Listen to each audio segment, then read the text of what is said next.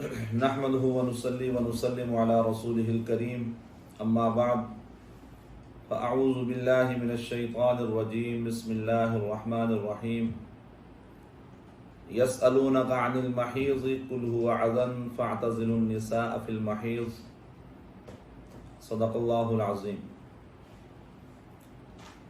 سامعین گرامی قدر، آج کی اس ویڈیو میں ہم ان عورتوں کے روزوں کا حکم بیان کریں گے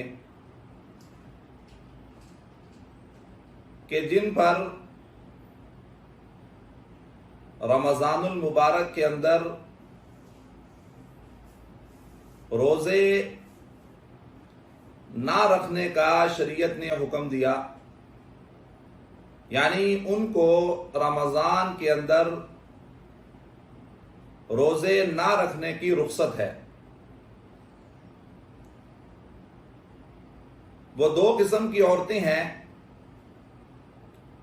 پہلی عورت وہ ہے جو ایام ماہواری کے اندر ہو، یعنی حیض کے اندر ہو۔ تو اس کے بارے میں پہلی بات تو یہ سمجھنے کی ہے کہ بعض لوگ ان ایام کے اندر عورتوں کو بالکل الگ تھلگ کر دیتے ہیں اور ان کے ہاتھ کا کھانا پینا نہیں کھاتے۔ ان کو ایک اچھوت سمجھا جاتا ہے، جبکہ حقیقت میں ایسی کوئی بات نہیں ہے۔ حیض کی جو گندگی قرآن پاک نے بیان کی، یسألونک عن المحیض قل هو اذی فاعتزلوا النساء فی المحیض، کہ وہ آپ سے سوال کرتے ہیں حیض والی عورتوں کے بارے میں، تو فرما دیجئے کہ وہ حیض ایک گندگی ہے، تو ان ایام میں عورتوں سے جدا رہیں۔ یعنی عورتوں سے جدا رہنے کا مطلب یہ ہے کہ ان کے ساتھ ہم بستری نہیں کرنی، ان کے ساتھ جماع نہیں کرنا، باقی جو عموم کے معاملات ہیں وہ ان کے ساتھ کیے جا سکتے ہیں۔ یعنی ان کے ہاتھ کا کھانا کھایا جا سکتا ہے، ان کے ہاتھ سے پیا جا سکتا ہے۔ یہ جو قرآن پاک نے گندگی کا لفظ استعمال فرمایا، یہ ایک باطنی گندگی ہے، ظاہر سے اس کا کوئی تعلق نہیں ہے۔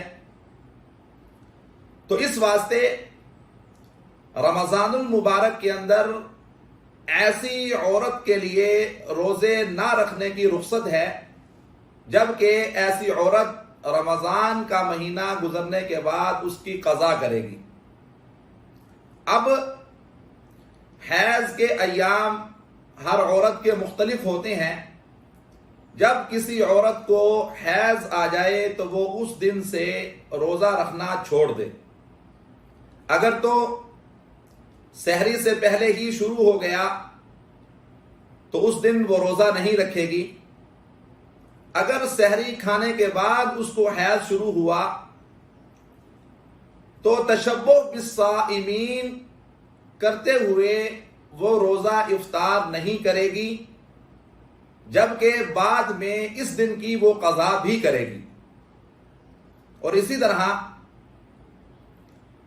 اب اگر اس کے عادت کے دن 7 ہیں، 8 ہیں یا 10 ہیں، یہاں پر یہ بات بھی ذکر کرتا چلوں کہ حیض کی کم سے کم مدت کتنی ہے اور زیادہ سے زیادہ مدت کتنی ہے، اس کے اندر بھی اکثر عورتیں غلطی کرتی ہیں۔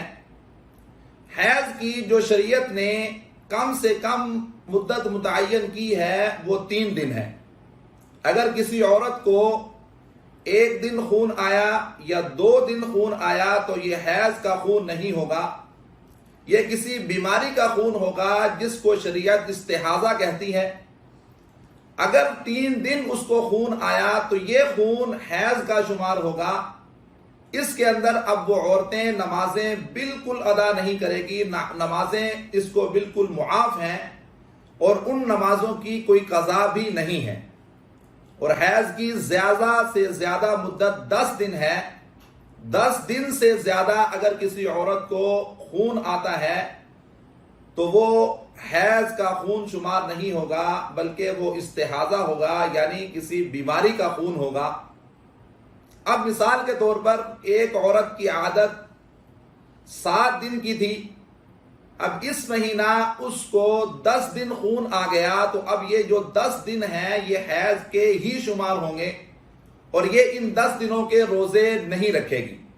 ہاں اگر وہ خون 10 دن سے زائد آیا تو پھر ہم ایام عادت کی طرف لوٹیں گے اور یہ کہا جائے گا کہ 7 دن ایام حیض تھے، باقی جو دن تھے وہ استحاضہ کے تھے۔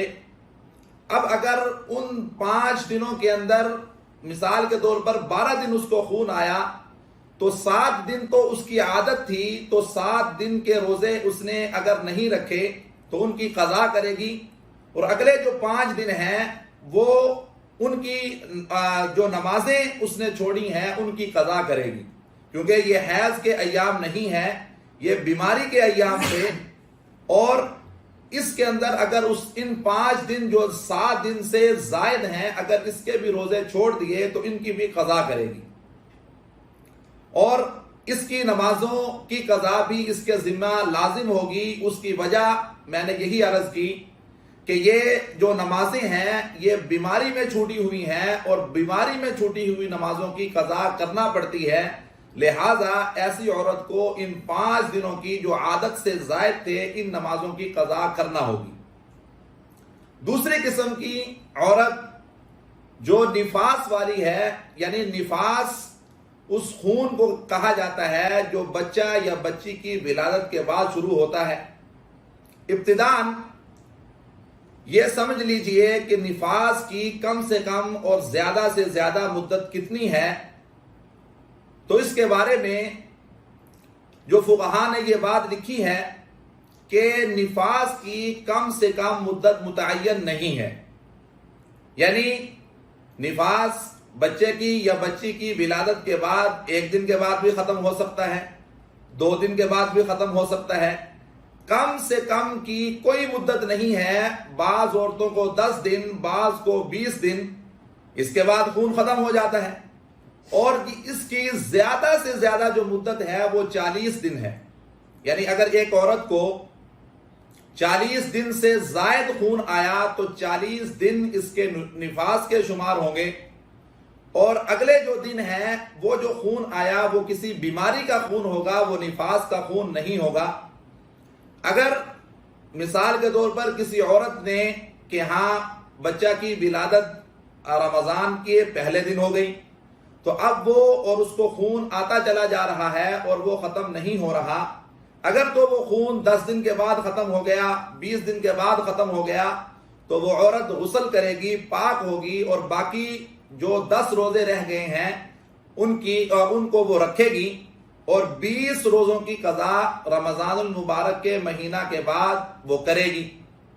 اسی طرح اگر پورا رمضان اس کو نفاس کا خون آتا رہا تو وہ روزے نہیں رکھے گی اور بعد میں ان روزوں کی قضا کرے گی۔